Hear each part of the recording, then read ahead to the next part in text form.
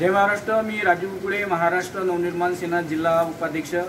आज आम्ही जिल्हाधिकारी कार्यालयामध्ये शेतकऱ्यांच्या एक प्रमुख मागण्या घेऊन जे आहे शेतकरी सेनेचे जिल्हाध्यक्ष आनंद बावणे यांच्या नेतृत्वामध्ये आज इथे आलेलो आहोत। आणि या चंद्रपूर जिल्ह्यासह महाराष्ट्रामध्ये ज्या पद्धतीने जे आहे अस्मानी सुलतानी संकटामध्ये शेतकरी सापडलेला आहे, अगोदरच जे आहे शेतकऱ्यांची कर्जमाफी झालेली नाही आहे, आज होईल उद्या होईल कर्जमाफी, याकडे शेतकरी राजा जो आहे टक लावून बघत आहे।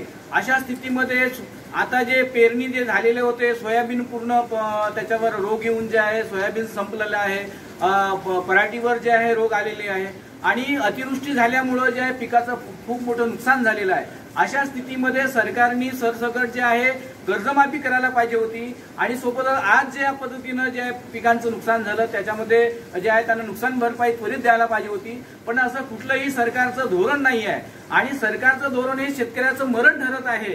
आणि ज्या छत्रपती शिवाजी महाराजांच्या नावाने हे सगळे सरकार जे चालवत आहे त्या छत्रपती शिवाजी महाराजांच्या नावाने जाहीर झालेली कर्जमाफी त्याच्यामध्ये जवळपास महाराष्ट्रातले 6.5 लाख शेतकरी अजूनपर्यंत वंचित आहे आणि एकूणच जे आहे शेतकऱ्यांची थट्टा या सरकारने चालवलेली आहे। आणि म्हणून सन्माननीय राजसाहेबांनी जो आदेश दिलेला आहे की संपूर्ण चंद्रपूर जिल्ह्यासह महाराष्ट्रामध्ये जिल्हाधिकारी कार्यालयासमोर निदर्शने करा आणि शेतकऱ्यांच्या ज्या ज्वलंत आणि जिवंत समस्या ज्या आहेत त्या घेऊन जे निवेदन द्या आणि त्यांना अल्टिमेट द्या की समजा ह्या जर सोडवल्या गेल्या नाही तर महाराष्ट्र नवनिर्माण सेना मनसे स्टाईल आंदोलन करेल। तर आज जे आहे आम्ही ते निवेदन दिलेलं आहे। आमच्या मागण्या शेतकऱ्यांच्या हिताच्या मागण्या, शेतकऱ्यांच्या ज्वलंत समस्येच्या संदर्भातल्या मागण्या जर या सरकारने सोडवल्या नाही तर महाराष्ट्र नवनिर्माण सेना संपूर्ण चंद्रपूर जिल्ह्यात जे आहे जन आंदोलन छेडेल, अशा प्रकारचा इशारा आजच्या या निवेदनाच्या माध्यमातून आम्ही सरकारला दिलेला आहे।